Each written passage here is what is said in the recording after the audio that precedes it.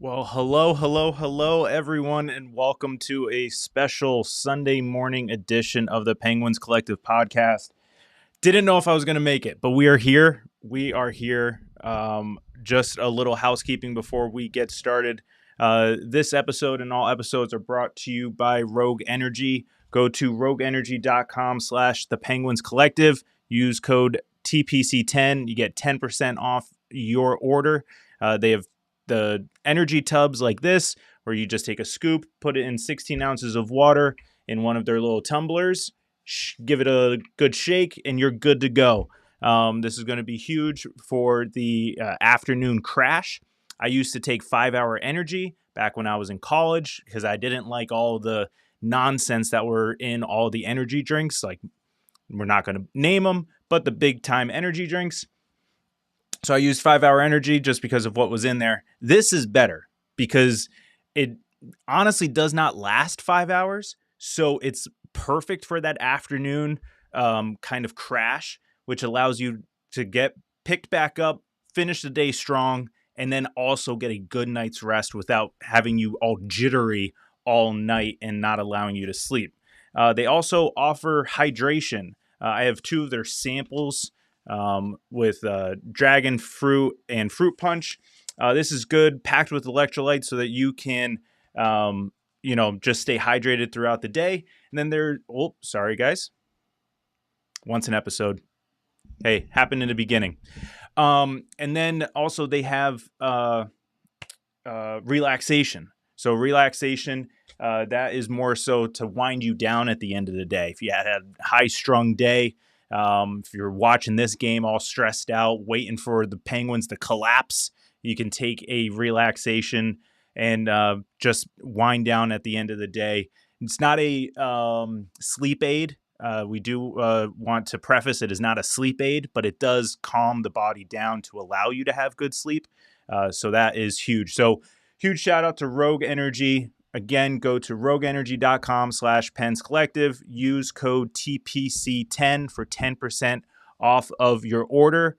The Penguins beat the Predators 4-0, the home team in the Global Series, and officially get 3 out of 4 points in the Global Series to come back home to face the Minnesota Wild on Friday. With that, I'm going to say welcome to the show, and we'll dive right in once we come back. It's Crosby. Crosby on Trinidad and shot. Penguins win it!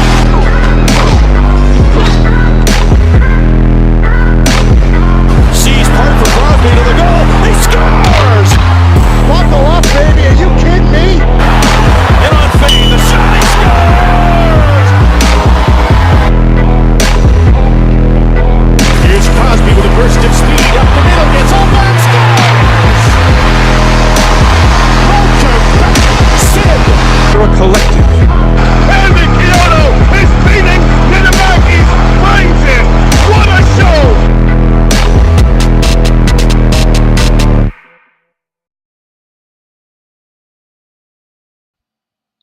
All right, so officially welcome to the Penguins Collective podcast. Again, I am riding solo today. Louis had some obligations that he had to take care of with church afterwards, so he's not able to join us. But I am here. We are going to talk some Penguins hockey.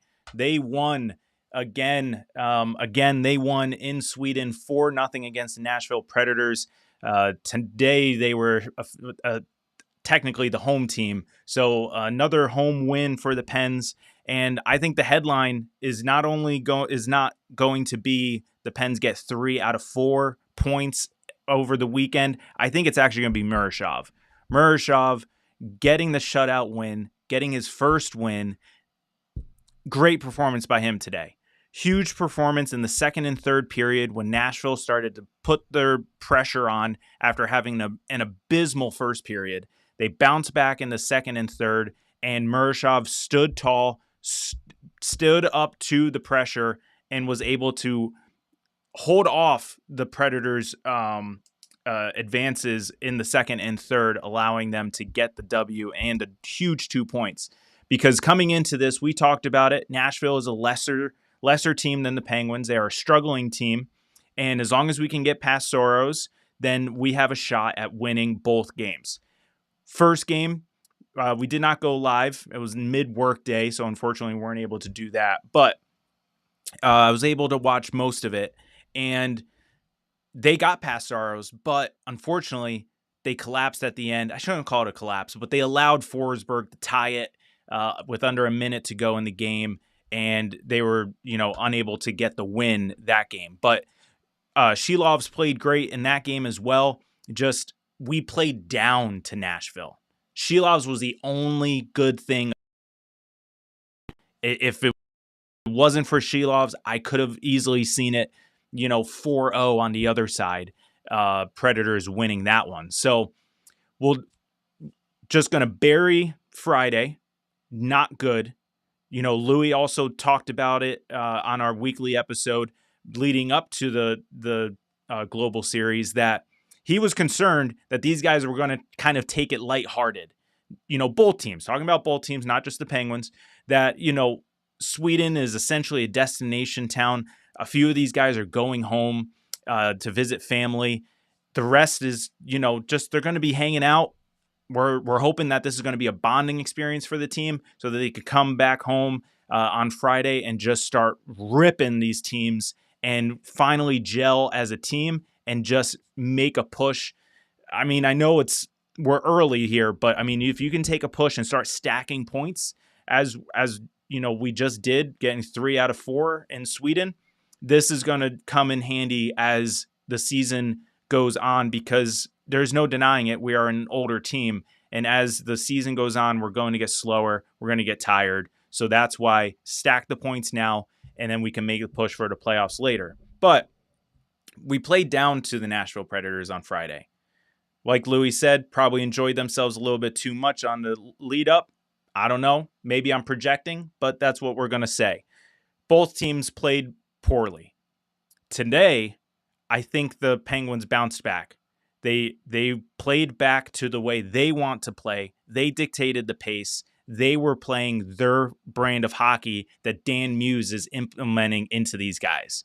They were able to, essentially bully the Predators in that first period.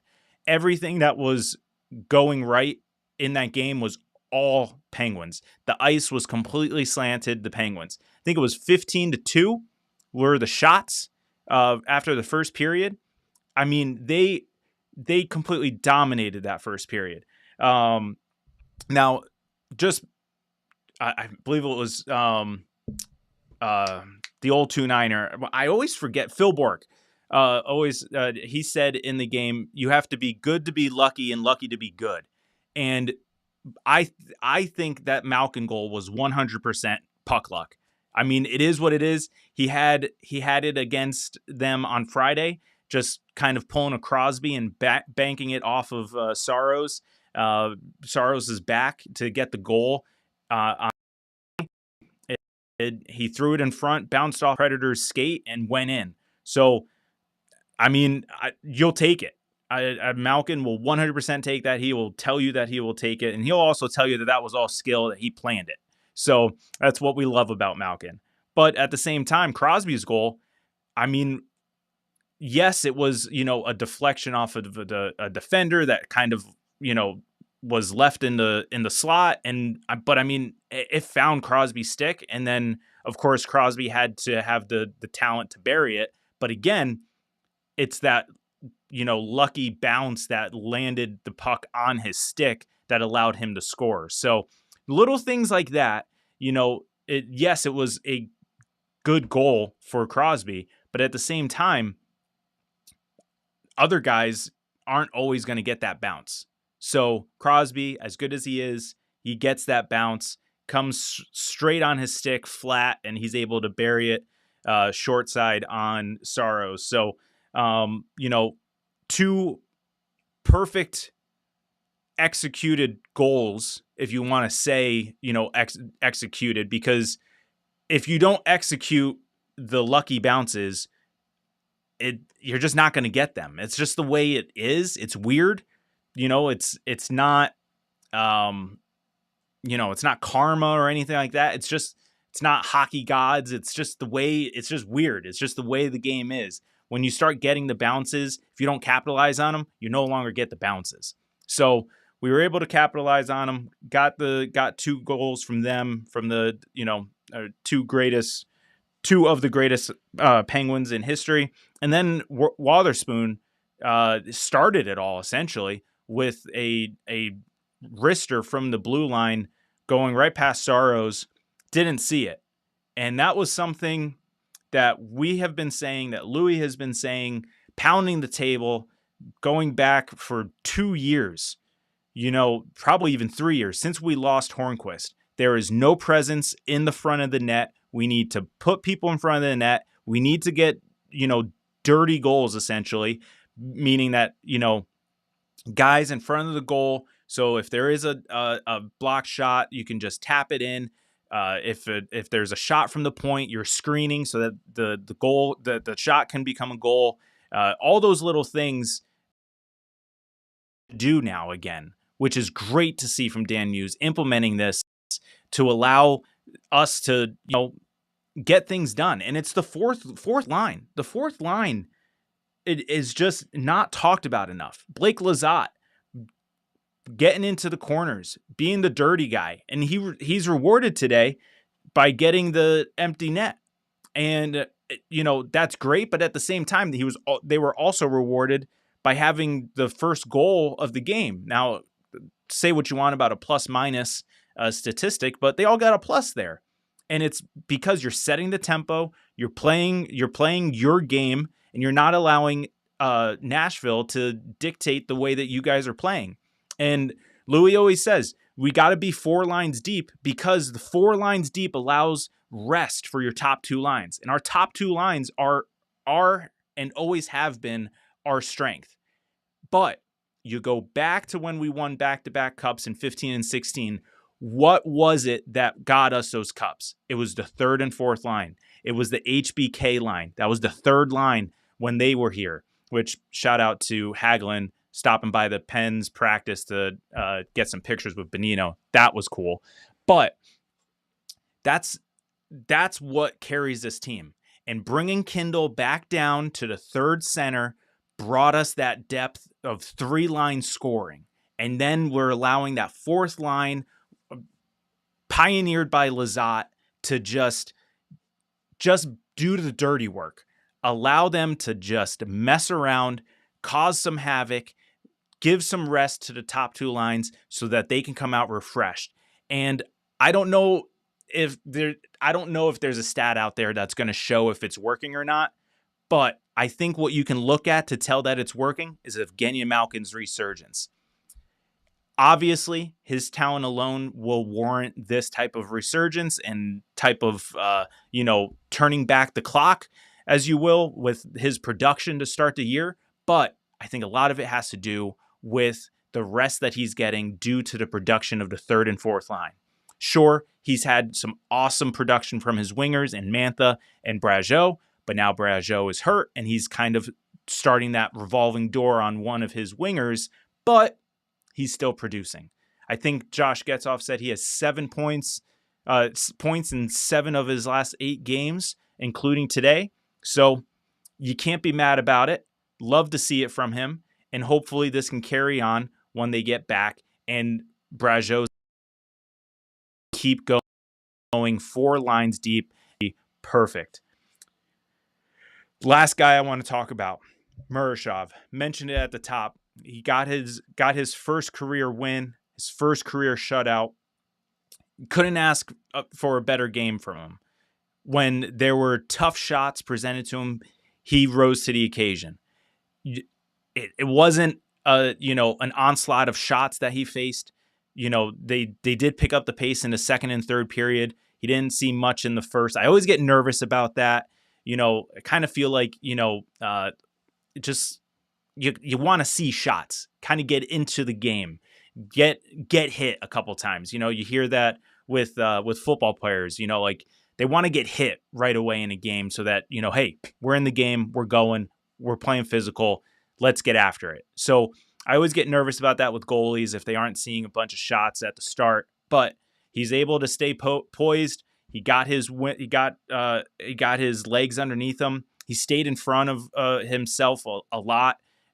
Louis felt like he was a little sloshy and out in front of himself in the first game. I felt like he was a little more poised today, and that's exactly what we want to see. That first game was probably riddled with jitters for him because it was his first game. Still played well, not taking that away from him. Still played well in that first game, but he played better this game. And I think we're only going to see more and more of that. Now, again, is this guy, the next coming of Patrick Waugh or Martin Brodeur? I don't see that yet, but he can still improve game in, game out, and hopefully year in, year out. So right now, while he's here, let him develop, let him play, let him grow in his confidence, and let's see what the future holds. We're not going to get into the goalie, I shouldn't say onslaught, but logjam that we have. Blomqvist, speaking of goal logjam, just got activated and assigned to Wilkes-Barre yesterday. Played in his first game, as well as Rucker McGroarty. They came out with a huge 3-1 win. Shout out to Discord to keeping us posted on all that yesterday with the game. By the way, if you're not a member of the Discord, link is in the description. But 3-1 win the year. Rucker McGroarty gets goal of the year. So now we got guys that are ready to come up. Obviously, McGroarty is more likely to come up at some point throughout the year than Blomqvist, just due to position. There's only 2 spots in the NHL for a goaltender. I think you can carry 12 forwards. No, actually, you can probably carry more forwards, but you can only start 12 forwards. 3 guys, 4 lines. But it allows more room for Rucker, which I think, that would be a pretty sweet line on Kindle. Tomasino hasn't been playing the best to start the year. Maybe we can swap, maybe send down Tomasino. He would have to clear waivers, but with his game, the way he's playing this year, I don't think that would be too much of an issue. Another last guy I just want to discuss is Ryan Graves. This guy has been bouncing back. Love to see him getting physical. Who was it? Against Evangelista in the second period. Nice hit. I think it was clean. I thought it was clean. I know Nashville thought it was dirty, but I shouldn't say I initially was like a little taken back by the hit. But then when they showed the replay, he got hurt by his own stick. It was his own self-inflicted injury. So it was nice to see Ryan Graves get physical. Nice to see him playing confidently, which was not something we saw out of him the last 2 years. So that's huge. If Dan Muse can, I shouldn't say unlock Ryan Graves, but build up Ryan Graves to what we expected him to be coming from New Jersey, this is going to be huge. Essentially, we're getting a new player that we roster. So we don't technically have to pay more for him. But great game all the way around. Obviously not their best performance. I'm like hyping this too much. They had a very good game. It wasn't their best performance, but it wasn't bad. These guys are starting to play better, and I love what we're seeing from them from this game. They're especially the bounce back. I got a real playoff vibe from this game because it right out the gate, you're playing the same team back to back. It's kind of like the game 2 of the playoffs. First game was just, okay, we got beat in game 1. We're going to respond in game 2 type of mentality. And that's exactly what it was. And that's huge for this team because we have so many guys who haven't played in the playoffs, who have no playoff experience. And this was essentially a little taste of the playoffs. You have, Crosby and Malkin who carried the way in the the pressure that they were putting on in the first period. They know what it's like to bounce back after a rough game 1. And they did. And they led by example. And that allowed the rest of the team to just follow suit and just run away with this game from the first period. Love the fact that they did not collapse. Huge, huge, huge response to not collapse. Could have easily just let everything get to you after the first game on Friday and come out slow again, but they didn't. They responded, and they held on to the lead the entire time. Shout out to Murashov and the defense for carrying us for the final 40 minutes to get us that W. So, guys, I want to keep it short. Full disclosure, I got a date planned with my wife, so I want to get going to that. But I want to thank you all for joining the chat on this early after live stream. Go enjoy some. I don't know what's the weather like out in Pittsburgh. It's cold and rainy here in Scranton. So if you're in Pittsburgh, hope you enjoy wherever you're at. Enjoy your Sunday. Thank you so much for hopping on. We are launching a new series. I want to end on this. We're launching a new series on our Friday episode release. It is called What If. We're going to dive into the history of the Penguins and kind of spin it.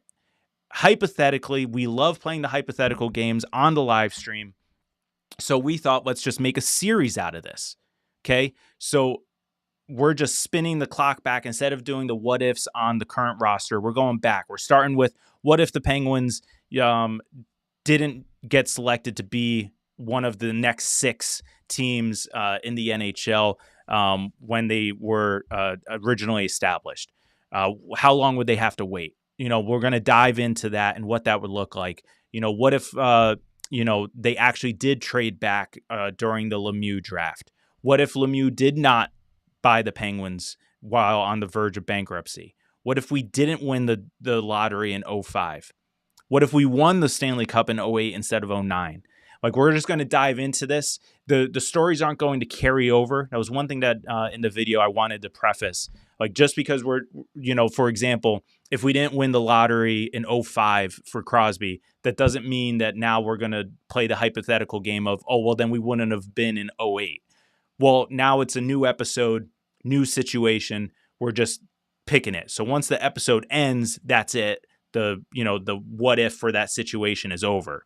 So 2005, if we miss it, that episode will end, start a new one. If the next one, I think the next one will be if we won the 2008 Stanley Cup against the first of the back-to-back. So that's a new episode. We're just starting fresh as if, it actually did happen. So look forward to doing that.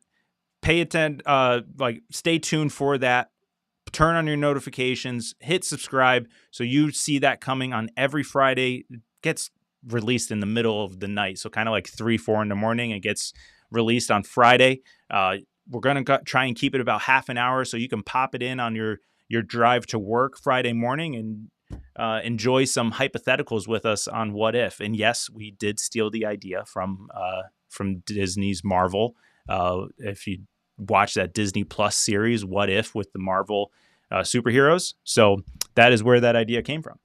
But thank you guys again for hopping in. Please make sure that you follow us on all social medias at Pens Collective. Hit subscribe on YouTube. Make sure you follow us. We're looking forward to much more. And we're going to drop 2 episodes this week, and then we go live Friday night against the Minnesota Wild back home. So that'll do it for tonight. As always, let's go Pens.